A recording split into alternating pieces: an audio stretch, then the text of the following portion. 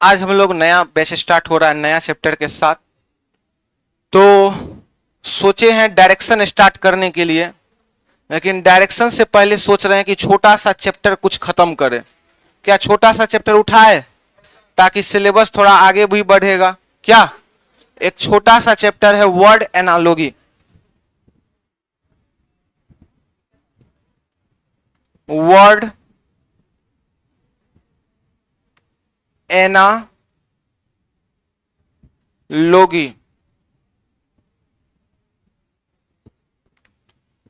Heading लगाइएगा सभी विद्यार्थी, वर्ड एनालॉजी।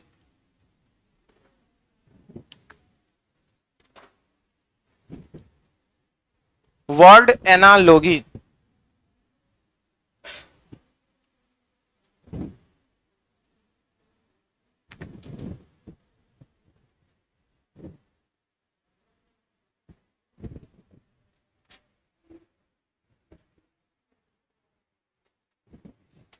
हेडिंग लगाइएगा वर्ड एनालॉजी। लगा दी हेडिंग, समझिएगा सभी विद्यार्थी समझिएगा। वर्ड एनालॉजी बैंक के एग्जाम को छोड़ करके लगभग सभी एग्जाम में जिसमें रीजनिंग पूछा जाता है उसमें वर्ड एनालॉजी का भी सिलेबस है।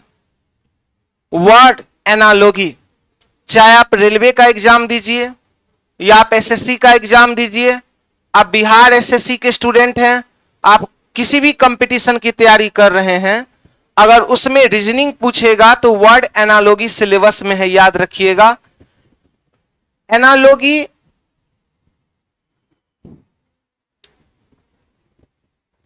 का हम लोग 4 चैप्टर पढ़ेंगे, छापना बिल्कुल नहीं है, समझिएगा। एनालॉजी का कितना चैप्टर पढ़ेंगे? 4 चैप्टर पढ़ेंगे। पहला जो एनालॉजी हम लोग पढ़ेंगे उस एनालॉजी का नाम है वर्ड एनालॉजी। दूसरा जो एनालॉजी का चैप्टर का नाम, उसका नाम है लेटर एनालॉजी। तीसरा जो हम लोग पढ़ेंगे उसका नाम है नंबर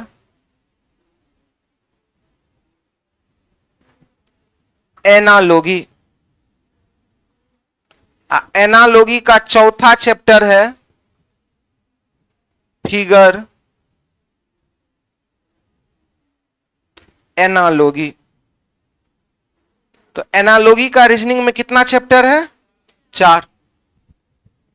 वर्ड का मतलब होता है शब्द, वर्ड का मतलब शब्द। जब हम लोग शब्दों के बारे में पढ़ेंगे तो उसे हम लोग कहते हैं कि वर्ड एनालॉजी है। कौन सा एनालॉजी है? वर्ड एनालॉजी है। जब लेटर का मतलब होता है combination of 26 letter is called alphabet. R 18 पे, L 12 पे, K 11 पे, M 13 पे, जब इसके बारे में पढ़ेंगे इसे कहते हैं लेटर एनालॉजी।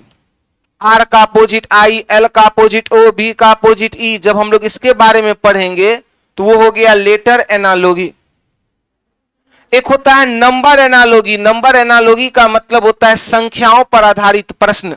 जब हम लोग डिजिट के बारे में पढ़ेंगे तो उसे कहेंगे नंबर एनालॉजी। एक होता है फिगर एनालॉजी। जब नॉन वर्बल रीजनिंग में फिगर स्टार्ट होगा तो हम लोग पढ़ेंगे फिगर एनालॉजी। तो एनालॉजी का कितना चैप्टर पढ़ना है? उसमें से कौन सा भी हम लोग चैप्टर पढ़ रहे हैं? तो वर्ड एनालॉजी। सभी विद्यार्थी समझिएगा, वर्ड का मतलब होता है शब्द। वर्ड का मतलब, एनालॉजी का मतलब होता है सादृश्य। अब क्या होता है सादृश्य, समझिएगा। शब्दों में आपस में समानता का होना वर्ड एनालॉजी कहलाता है। जब भारत आजाद हुआ 1947 ईस्वी में, तो भारत को एक देश नहीं, भारत को कहा जा रहा था कि भारत जिस प्रकार से यूरोप में कई सारे देश हैं, उसी प्रकार से कहा जा रहा था कि भारत कई टुकड़ों में बंट जाएगा। भारत सही प्रकार से सत्ता का संचालन नहीं कर पाएगा।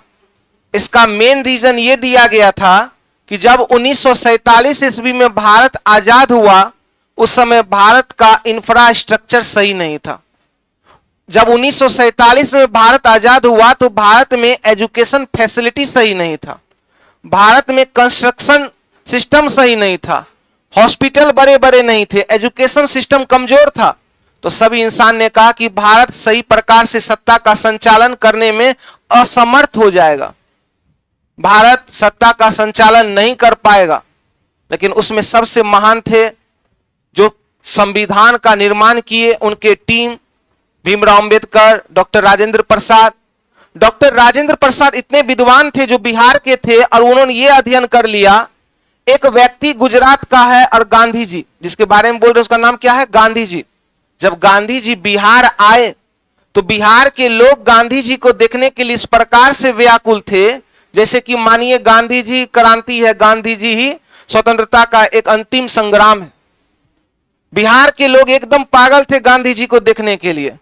तो राजेंद्र प्रसाद ने अध्ययन किया कि एक व्यक्ति गुजरात से आकर के बिहार में आया है, चिंगारी जलाई गई है बिहार में, और उस चिंगारी का ताप और ताप कन्याकुमारी में दिख रहा है। गांधी जी माइक लेते हैं स्टेज पर, अब बोलते हैं मैं हूं तो क्रांति है, मैं हूं तो कांग्रेस है। और वहीं सुभाष चंद्र बोस थे, बोले गांधी तुम्हें क्या लगता है, आपको क्या लगता है, आप हैं तो क्रांति है, आप हैं तो कांग्रेस है, ऐसा बात है तो चुनाव करवा लीजिए, अब देखते हैं कि चुनाव में कौन जीतता है। तो गांधी जी बोले ठीक है देख लीजिए चुनाव करवा के। तो गांधी जी बोले हम खड़ा नहीं होंगे, मेरा उम्मीदवार खड़ा होगा, सीताराम क्या नाम था, पटाभी, हाँ वही खड़ा होंगे, उसकी जीत मेरी जीत होगी, उसकी हार मेरी हार होगी। और इतिहास गवाह है कि सुभाष चंद्र बोस भारी मतों से जीते और महात्मा गांधी जी हार गए। सुभाष चंद्र बोस के लिए महात्मा गांधी जी माइक पर बोलते हैं, आज मुझे आभास हो रहा है कि जिस देश में सुभाष चंद्र बोस जैसा क्रांतिकारी युवक हो वह देश ज्यादा दिन तक गुलाम नहीं हो सकता है। सुभाष चंद्र बोस भी समझे कि एकदम चचा जी नेहरू जी मेरे बात ही सॉरी गांधी जी मेरे बारे में बोल रहे हैं। तो भी बोले कि बापू क्या मेरी औकात जो मैं आपके बारे में कुछ अशब्द बोल दूं, आप हैं तो देश है, आज मुझे ऐसा आभास हो गया है। सुभाष चंद्र बोस सारा चीज को छोड़ करके चले गए, कहां, सिंगापुर, नहीं पढ़े थे। तो समझिए सुभाष चंद्र बोस कहां के हैं, एक आदमी है पश्चिम का, एक आदमी है पूरब का, दोनों का जात अलग है लेकिन दोनों का मन की भावनाओं में कुछ न कुछ समानता है। उन्हीं समानताओं का अध्ययन करना वर्ड एनालॉजी कहलाता है। आपके पास शब्दों में कुछ असमानताएं होगी, उसी समानताओं का अध्ययन करना वर्ड एनालॉजी कहलाता है। आप एक एग्जांपल देते हैं तब डिफिनेशन उतारिएगा, पहले समझिएगा कैसे एग्जाम में क्वेश्चन पूछेगा। 3 टाइप से क्वेश्चन पूछता है, सभी विद्यार्थी समझिएगा। टाइप 1 जीत, हर्ष। हर्ष का मतलब क्या होता है, खुशी, हैप्पीनेस। जीतते हैं तो क्या महसूस होता है, खुशी।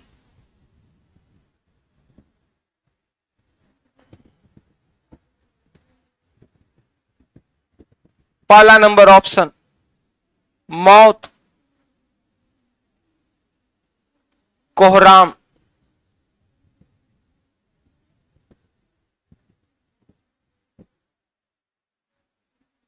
रात्रि, डर,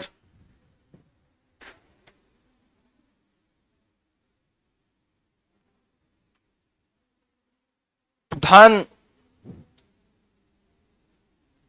वृद्धि,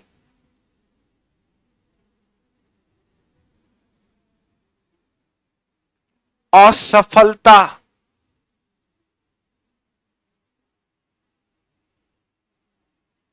उदासी। आइए सभी विद्यार्थी समझिएगा, हम लोग का चैप्टर का नाम है वर्ड एनालॉजी। वर्ड का मतलब होता है शब्द, अर्थात जो भी चीज रहेगा वो क्या चीज में रहेगा, शब्दों में रहेगा। क्या शब्द आपको दिख रहा है? शब्द किसे कहते हैं? वर्णों के समूह को शब्द कहते हैं, नहीं कहते हैं? तो आप लोग बोलिए ना, ये शब्द दिख रहा है। अब एनालॉगी, बच्चे के मन में डाउट है कि सर एग्जाम में कैसे समझ में आएगा कि एनालॉगी का क्वेश्चन है, तो सभी विद्यार्थी समझिएगा, ये बूंदा बूंदी का आना,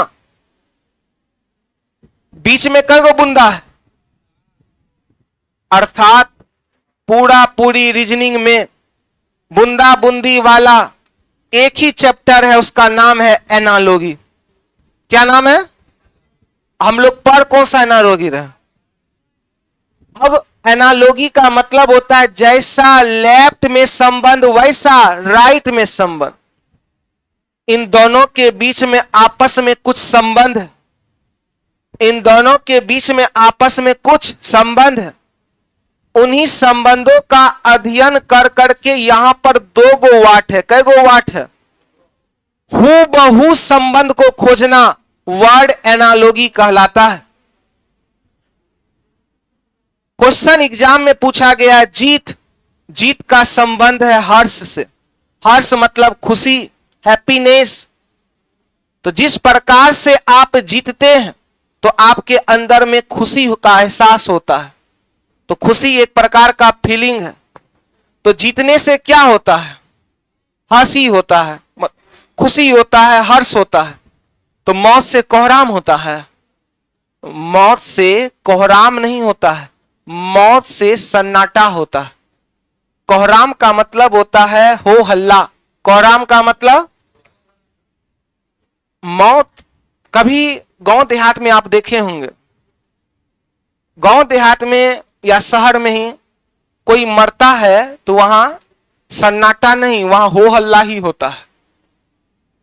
गांव और में देखते हैं कोई गुजर गया, भाभी लोग हैं, वो देख भी नहीं रही है कि कौन गुजरा, या किसी प्रकार का हमको लगता है उसके घर में भी आना जाना नहीं रहता है, चाहे हम लोग के घर की हो, आप लोग के घर की हो।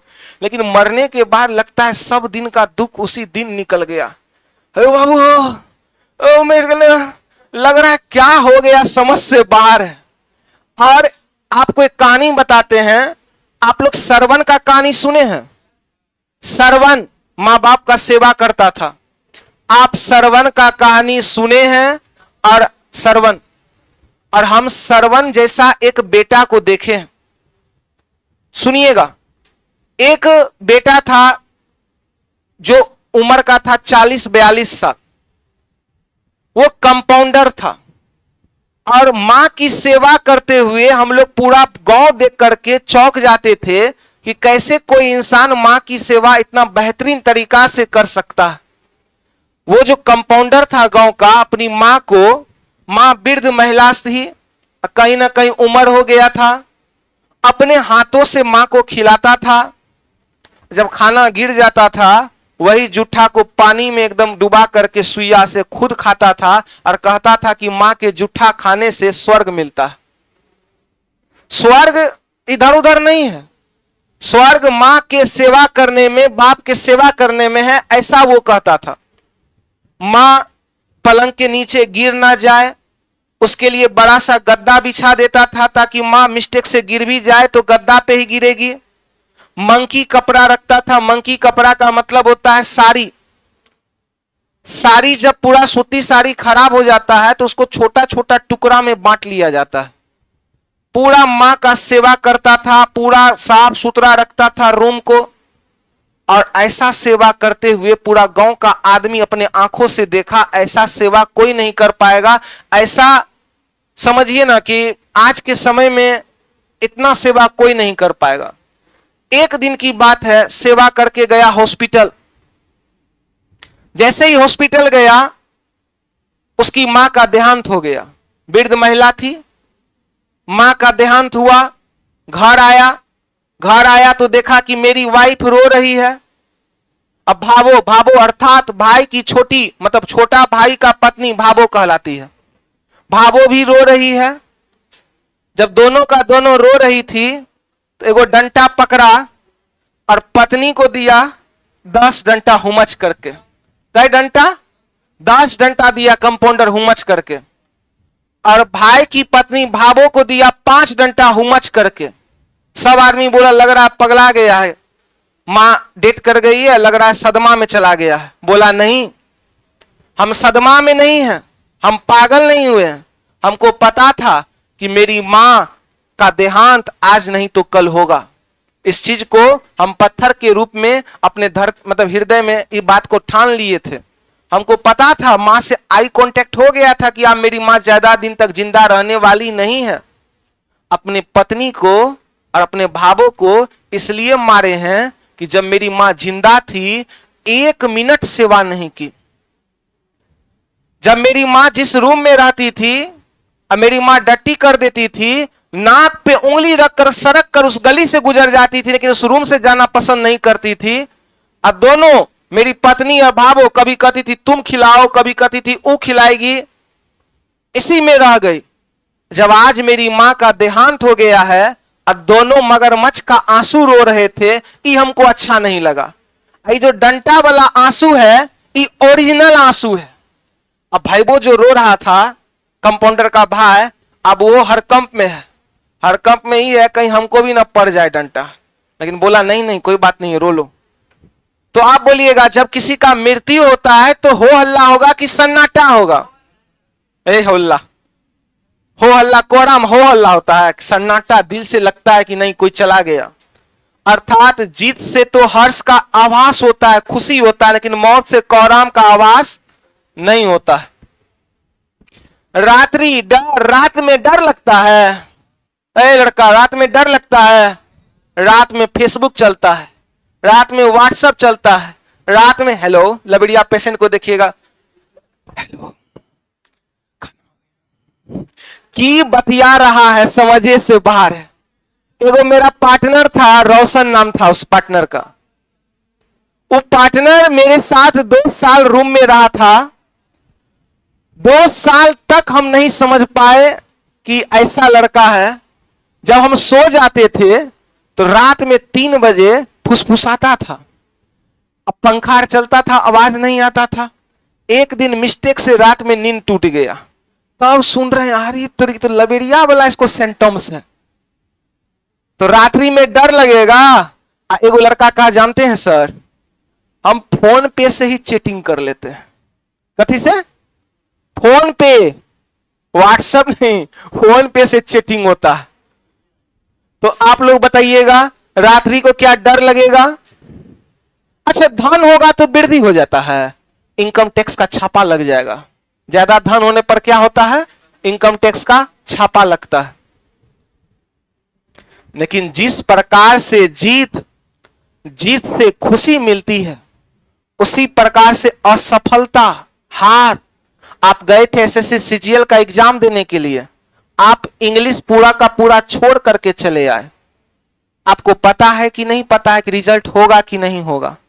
पता है ना कि रिजल्ट नहीं होगा, लेकिन फिर भी जब रिजल्ट आने वाला है, आप पूरा सुबह में हनुमान चालीसा पढ़ करके गए और एसएससी सीजीएल का आप रिजल्ट देख रहे हैं। और सीजीएल वाला भी बड़ी चालाक है, कहता है sorry you are not qualified, please you try again. अर्थात एक छोटा सा जीत भी खुशी का कारण होता है, एक छोटा सा असफलता उदासी का कारण बनता है। आप गए थे मैच खेलने के लिए, आप जीत गए, आपको खुशी हुआ, आप हार गए, आपको उदासी हुआ। तो कौन सा आंसर सही होगा? अच्छा एग्जाम में कैसे समझ में आएगा कि एनालॉजी का क्वेश्चन है? कैसे समझ में आएगा? डॉट, डॉट का मतलब वर्ड एनालॉजी नहीं, एनालॉजी। अब वर्ड तो दिख ही रहा है, तो सभी विद्यार्थी बोलिएगा एनालॉजी का मतलब जैसा लेफ्ट में संबंध वैसा राइट में संबंध। तो डिफिनेशन लिखिएगा।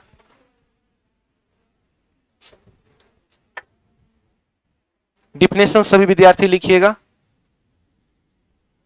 लिखिएगा। इसमें वर्ड एनालॉजी का डिफिनेशन लिखिएगा। इसमें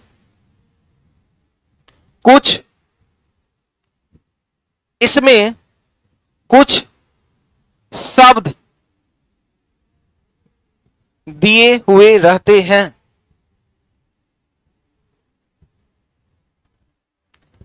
जो प्रायः 2 भागों में दो भागों में बटे होते हैं।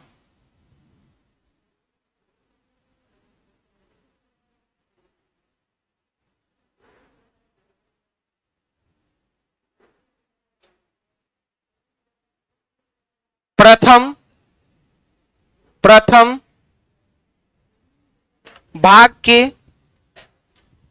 भाग के शब्दों के बीच आपस में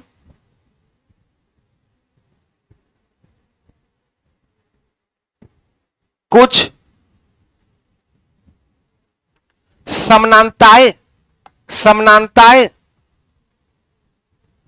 समानताएं इंग्लिश में बोले तो सिमिलरिटीज होती है।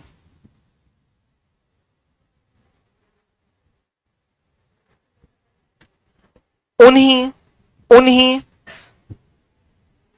समानताओं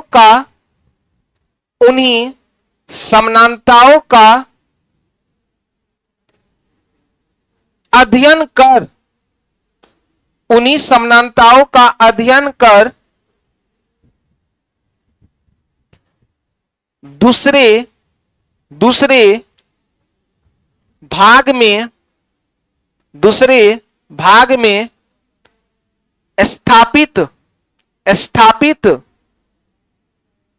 स्थापित करने की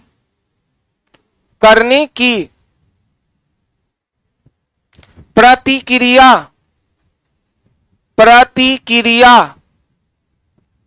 को वर्ड एनालॉजी कहते हैं। जो नया चैप्टर पढ़ा रहे हैं अच्छे से फेयर के साथ लिखते चलिएगा। वर्ड एनालॉजी कहते हैं। तो आप समझिएगा लिखा है क्या। हम बोले इसमें कुछ शब्द दिए रहते हैं। ये बात सही है कि गलत है? शब्द तो दिख रहा है। जो पढ़ाया दो भागों में बटे होते हैं। कई भाग में बटा है? यहां एक देख रहे हैं बाउंड्री भारत और पाकिस्तान का। यहां से यहां एक भाग और यहां से यहां दो भाग। प्रथम भाग के शब्दों के बीच में आपस में कुछ समानताएं होती है। इन दोनों में कुछ ना कुछ क्या होती है? सिमिलरिटीज होती है। उन्हीं समानताओं का अध्ययन करना वर्ड एनालॉजी कहलाता है। क्या आप समझ पा रहे हैं? एक क्वेश्चन तब छापिएगा, रुक जाइए। दवाई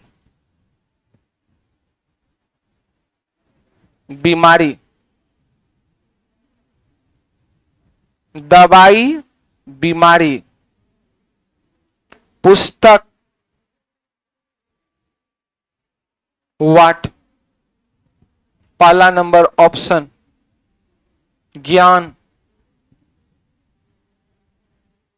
शिक्षक,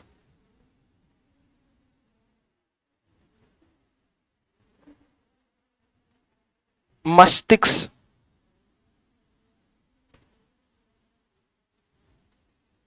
अज्ञानता,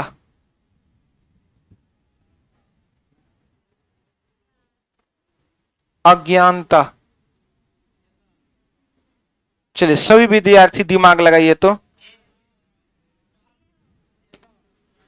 गलत है ए नंबर गलत है।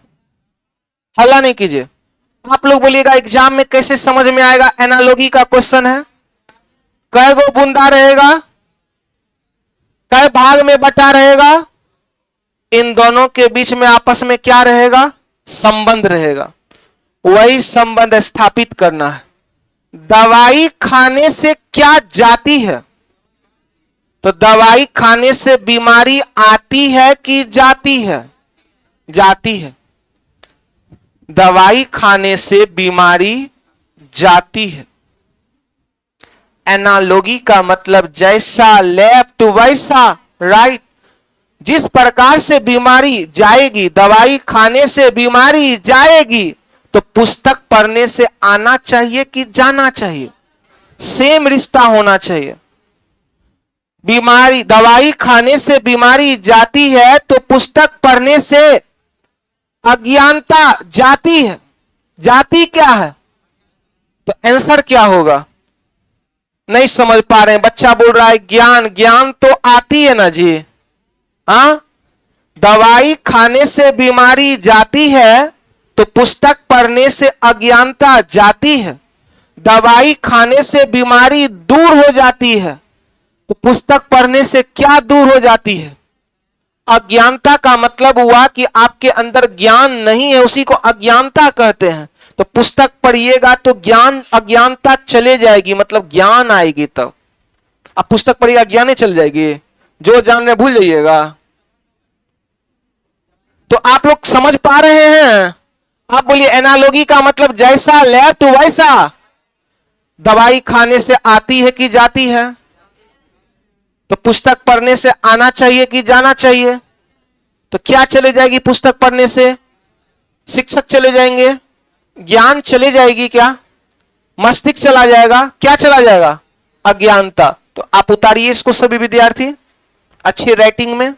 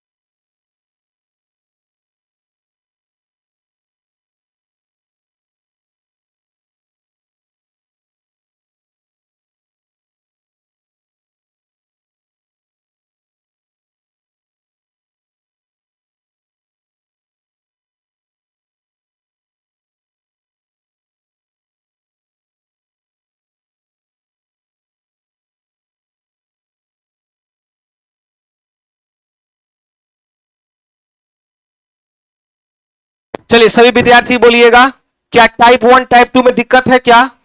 एनालॉजी का मतलब जैसा लेफ्ट वैसा। आइए तीसरा नंबर टाइप इस प्रकार से पूछता है। छापना बिल्कुल मना है, केवल सीखिए। यदि धुएं का संबंध, यदि धुएं का संबंध प्रदूषण, ये एसएससी सीजीएल में पूछा गया क्वेश्चन है। प्रदूषण सही लिखाया है, प्रदूषण से है तो युद्ध का संबंध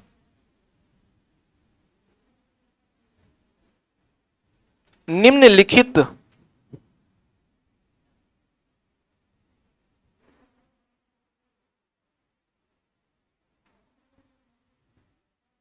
में से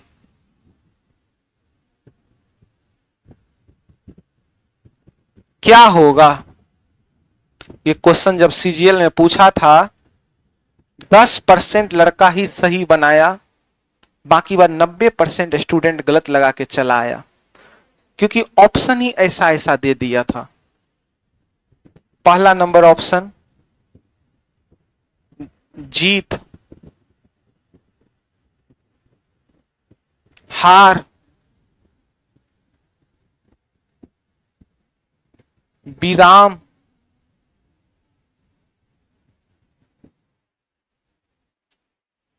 मृत्यु। समझिएगा, धुएं का संबंध क्या चीज से दिया है, तो जैसा लेफ्ट में संबंध वैसा राइट में संबंध।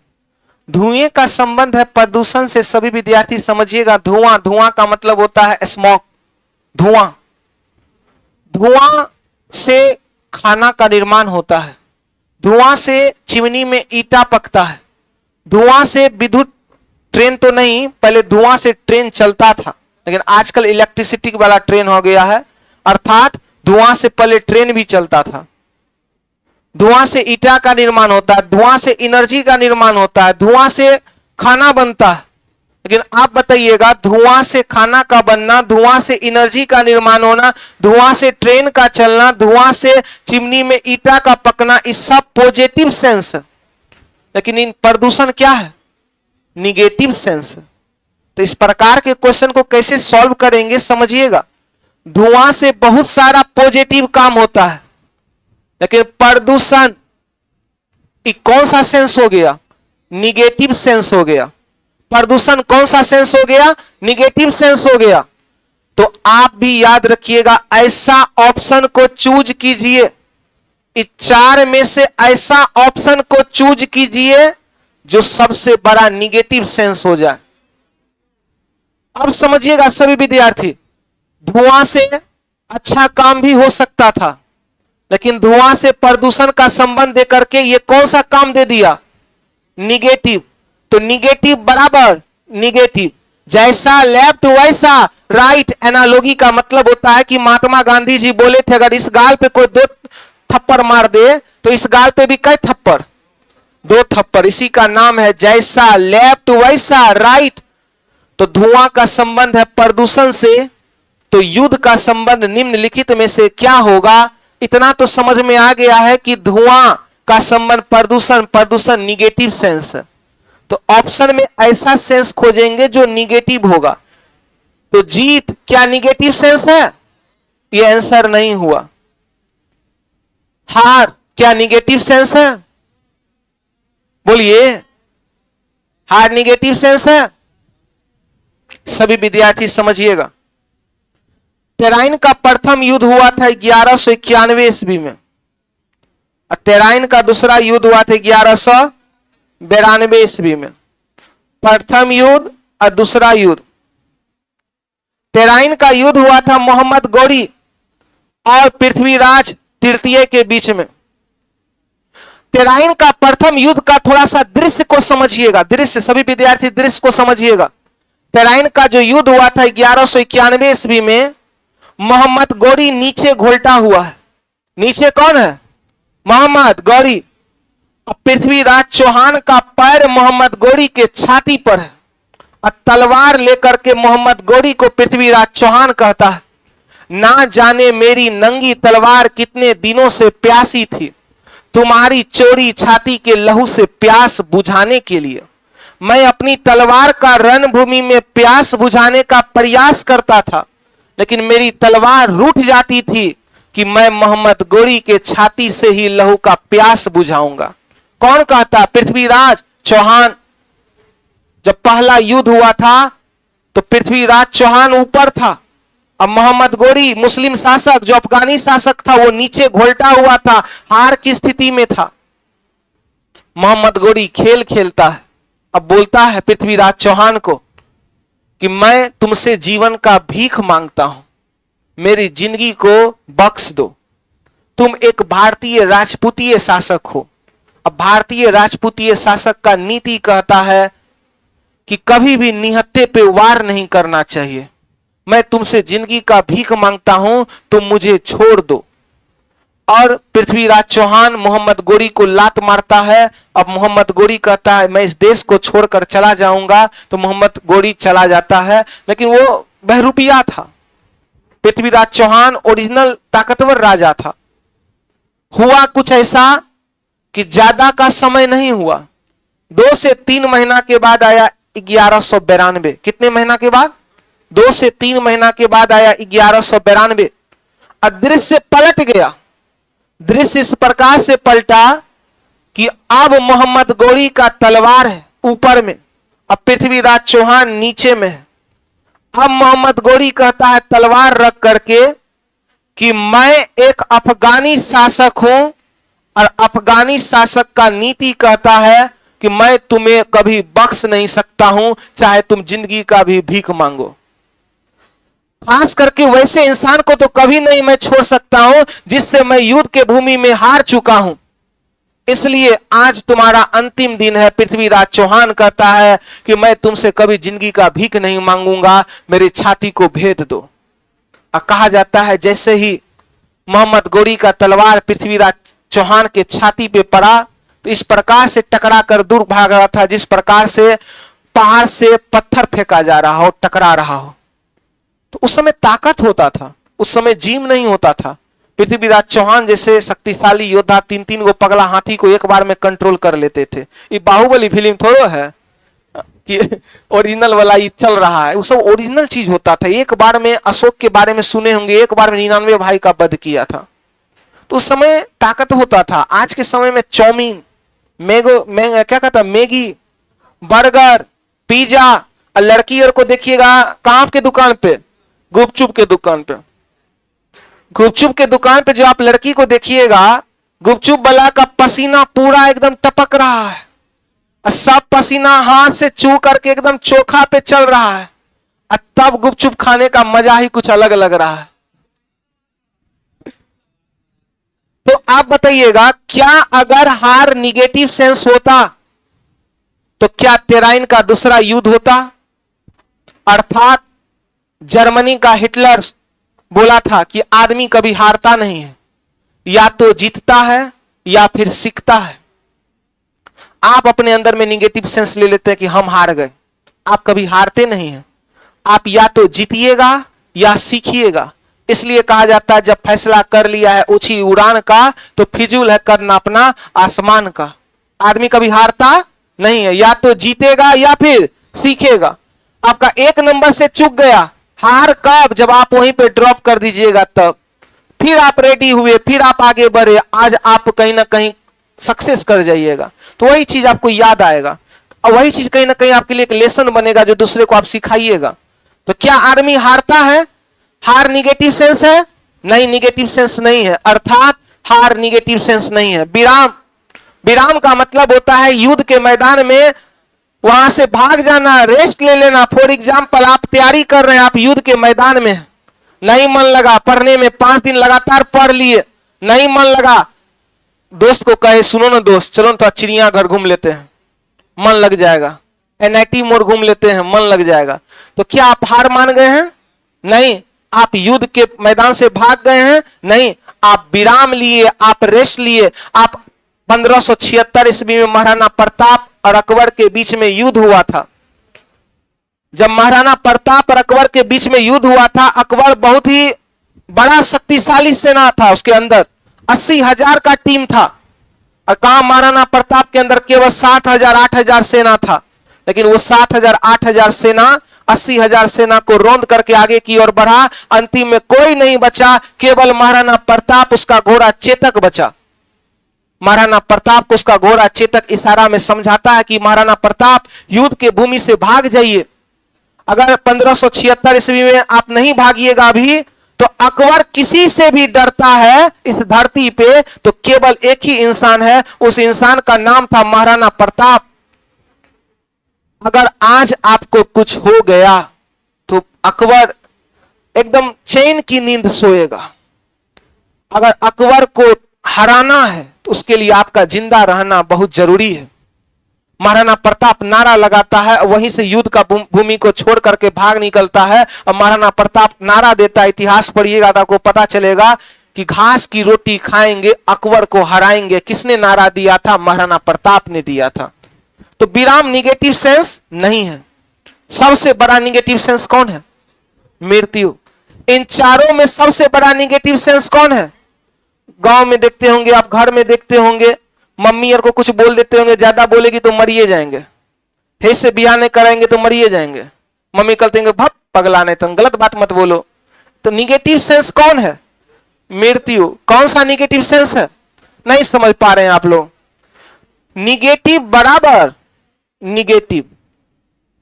धुएं का संबंध प्रदूषण से, तो प्रदूषण निगेटिव सेंस। तो युद्ध का संबंध मृत्यु से, तो मृत्यु निगेटिव सेंस है। क्या कोई दिक्कत? चलिए उतारिएगा सभी विद्यार्थी टाइप 3 दे करके।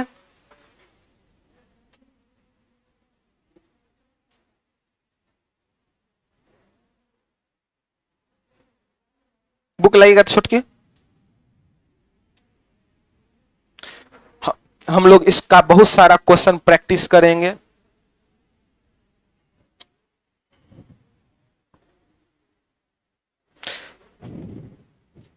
छोटा छोटा भी 2-3 चैप्टर पढ़ेंगे, इसके बाद हम लोग बड़ा चैप्टर को स्टार्ट कर देंगे, ताकि आप लोग का थोड़ा सा